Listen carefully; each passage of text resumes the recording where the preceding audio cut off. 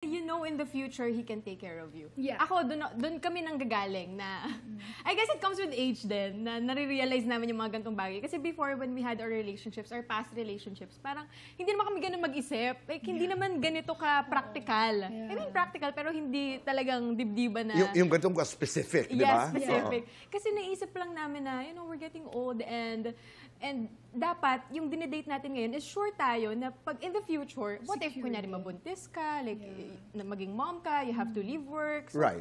Paano? Wala akong sarili kong money, walang mag-aalaga sa akin, yung ganun. Pero paano yung Advance. concept ng financial independence ng girl? You get into a relationship, I want somebody who can support me. Yun ang inyong pananaw. Yeah. But where are you in the context of, you know, financial freedom? Dapat buo rin ako. Dapat meron din akong sariling pera. Is that important to you? Yes.